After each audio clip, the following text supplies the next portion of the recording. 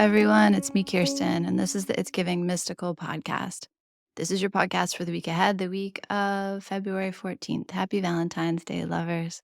I hope that you have something lovely planned, whether it's with someone else, whether it's with friends, whether it's with your family, whether it's alone. I just hope that you have some like little indulgence brought your way, some little beauty brought your way, some moment to hold your own heart. We had full moon circle last night, and one of the women who comes, I adore her, and she knows who she is. We were doing a heart-based meditation, and when she was reflecting on her time, she said, I'm just so grateful. This like beautiful heart just carries me through all the days of my life, all the steps, no matter what else is happening. My heart is beating. It's keeping me here. And there's something so simple about that and so profound at the same time. So I hope that at some point on this Valentine's week, you get to hold yourself or hold someone you love, or ideally both, and say, thank you.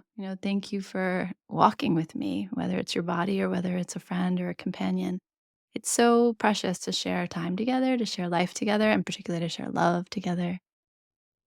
So much happening. This Leo full moon was a wild ride, and I hope that you were able to take some time to check in on the part of you that maybe wants to shine and isn't always given permission to do so. The most beautiful part of Leo is its audaciousness, its pure light. Can't ever hide its light, can't help but shine.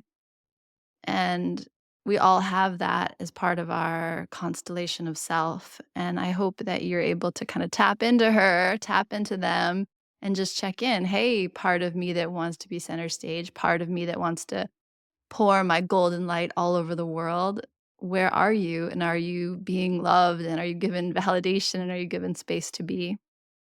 There's so much coming through right now in the moment we're in, collectively and personally, to just give yourself permission for your humanity. There's so many undercurrents or stories or threads or ancestral roots in our system and our culture that say there's no room for a mistake, especially for us women. There's no room for making a mess. And in my own practice, in my own investigations, and my children are my great teachers. And parenting them, mothering them always brings me to the edge of my map. Like, it brings me to the edge of, this is who I am. And then I get to this edge and it's like, oh, wait, there's this whole undiscovered territory of who you might be, of who you might allow them to be. And the thing that's coming up in our household is this just sense of how much we love each other, how much we don't want to fail each other. I mean, that's what it comes from. It comes from this beautiful impulse of not wanting to fail my children, of them not wanting to fail me, of us wanting to provide safety and protection in a wild world for each other, particularly me for them. And the way that that manifests as a pressure, like as a pressure to do it right for myself, but I transmit that to them. I send that, give that to them. It's my partially my legacy when I'm feeling that in my body. And I don't want that to be my legacy. I want compassion and humanity and humor and generosity and curiosity to be my legacy to them.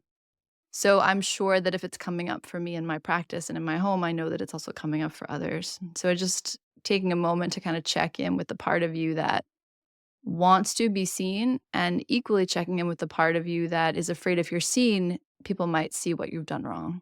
And you are human. You might have made mistakes. You might have done things that you wish you had done differently, but you're not bad at your core. Another thing that came up in Full Moon Circle last night. I was listening to the Know Thyself podcast, and this guy, I think it's Peter Crone, he was speaking about his philosophy and his, work towards freedom, towards liberation.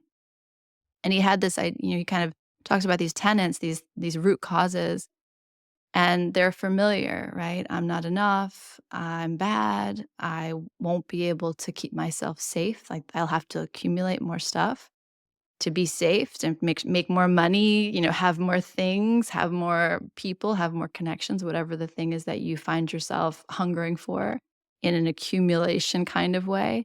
And one of the things he said that was so interesting was, our society prizes what you have, right? We mark ourselves by what we have, particularly materially. And what he says is, he's talking about the Ayurvedic sciences, and he says the first stage of disease is accumulation. And that's just a really interesting thing to hold in contrast, this idea that the first stage of disease is to hold on to things to get sticky. I have to hold it. I have to keep it. And how that if you draw that metaphor into the body, how that's actually not what the body wants. The body wants to let things move, wants things to flow freely. And so that's interesting, right? What is our culture? What is our world teaching us about happiness, and how does that actually run counterintuitive to what healthiness is, what freedom is, what liberation in your own body is. So those are some things on my mind after circle and after a couple days at home doing some meditation. And this King of Wands week that we just came out of was interesting, and I'm curious about what that was like for you, whether you were able to see some kind of new pathway, new middle way between the part of you that's responsible and the part of you that is wild and free. And do those two things need to live in opposition? Do you have to choose between them? Or is there a way for the fuel, the passion, the natural desire to live? Is there a way for that to be part of your commitments and part of your obligations and part of what you're in service to? I don't think those things are in opposition. It's also a really normal story that they are, right? Like, you either get to be free or you get to be a responsible human being. I don't know. Maybe that's not a true thing. Maybe that's a false story. So wherever that lives in your body, whatever aspect of you, wherever that is in your world, I hope that you were able to bring some freshness to that narrative and some like the way I'm picturing it in my brain is like the two colors, the two watercolors bleeding into each other. What new way, what other thing, what third option opens up when you ask those two things to meet each other? The card I pulled for us this week is actually very much in line with that. We have the Temperance card with us, and I just adore that card on so many levels. It's Sagittarius's card, and it reminds me very much of my mother, who is my guardian angel, always with me, always missing her, still actively grieving her all these years later. And I wonder if that is just my new normal. If when you lose a parent or you lose someone that is so part of your central world, if you ever recover, if you ever don't hold that, and maybe that's part of that accumulation thing, maybe there's something for me to think about there. I Unfortunately, in our family, we had another major loss this week. My mom's sister, my aunt Kathy. And it's funny that I pulled this card and I was thinking about this idea of the colors running together, what I just said about the King of Wands, right? This idea of your passion, your vitality, and your responsibility, and how you make sense of those two things, how those two things meet each other. And that's what I was thinking about when I pulled the card. But as I sit here and feel into the energy of my mother with us, and I feel into the energy of her sister joining her in wherever those beautiful open roads are that they're journeying on now, wherever those blue skies are, just feeling them together and makes me think a little bit about this idea of where we find protection. Because one of the most beautiful symbols of the Temperance card are these massive wings, these incredible wings. And Roberta, some of you know, she is a beautiful teacher and healer and therapist locally, and she is one of the ones who introduced me to full moon circles. I'm so deeply grateful for her work and her wisdom and her voice. But I remember when I first started working with her, talking to her, and I had this incredible dream of these wings. I was on this like mountaintop, and I looked down and I realized I had these like incredible wings. They reached up and then they dragged along the ground, and they were these beautiful, like mottled brown and white. And they had these crystals. Of course, my wings have crystals in them. I got a sparkle. They had these like crystal threads running through them.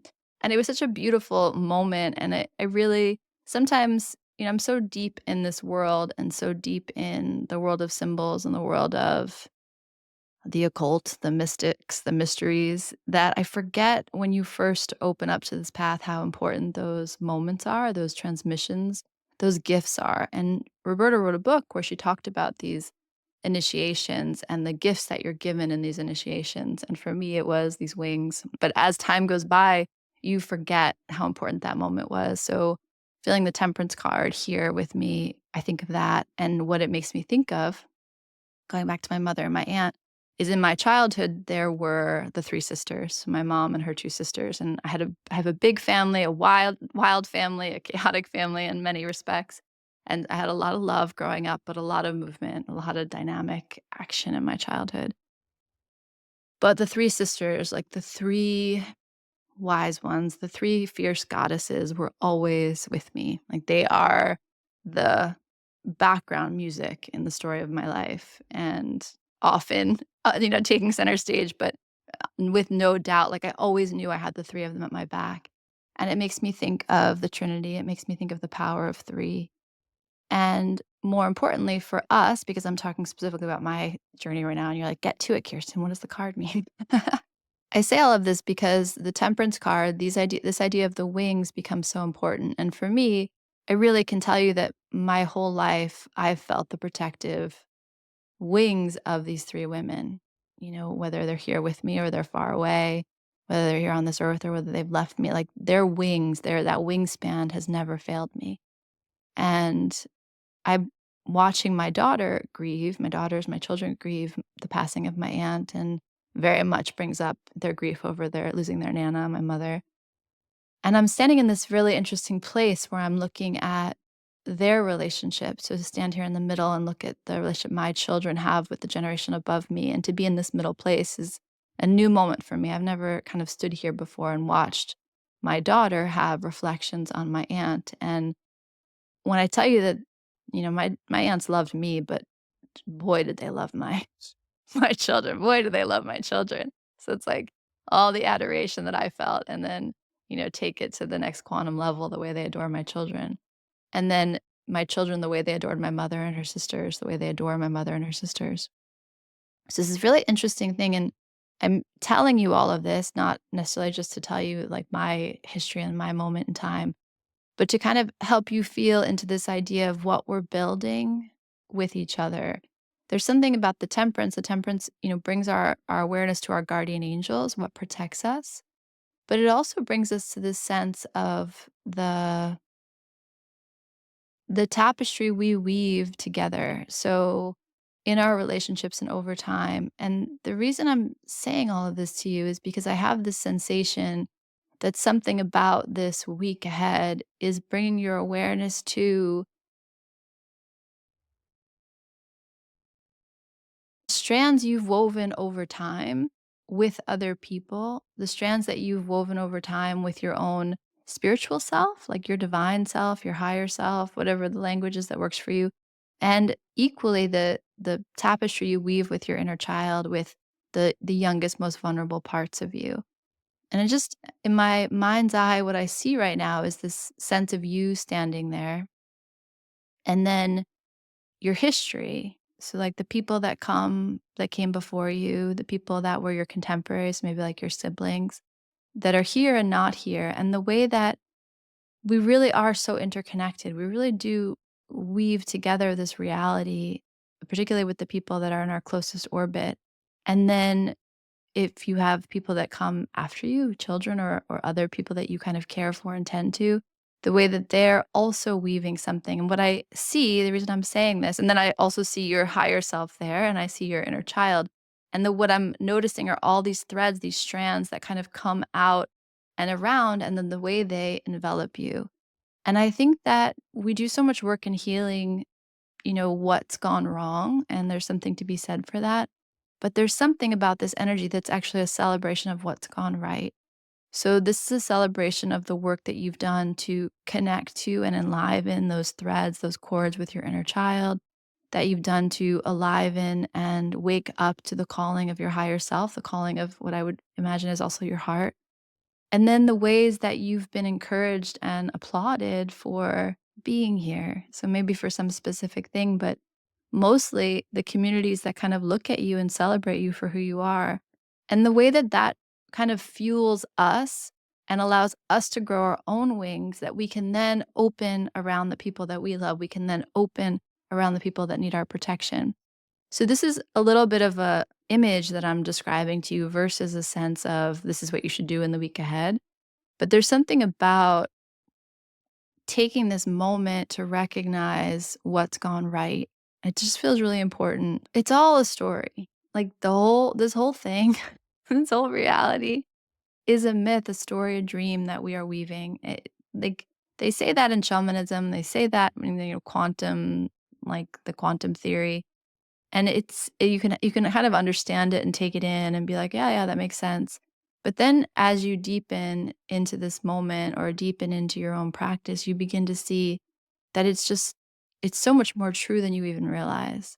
So if you imagine yourself as the dream weaver, as the myth maker, as the storyteller, notice this week what story you're telling. And notice this week whether the story encourages your liberation, encourages you to feel safe and protected and worthy in the world, encourages you to feel safe and like you have enough, that you are enough. Feel those threads and then notice where you kind of are spinning that narrative out. And there can be a sense like we want to get beyond the story. And yes, in some ways we do, but sometimes we want to just realize that we've told this beautiful story, we're weaving this beautiful myth, and that's enough. Like it's lovely. And we can focus on what's gone wrong or what threads we want to kind of clean and clarify or where we want to kind of bring our shadow into a better view and see more of ourselves and yes and yes and yes. But I guess where I'm coming with all of this talk about my family and my aunts and my wings is to tell you that there's also a lot to celebrate.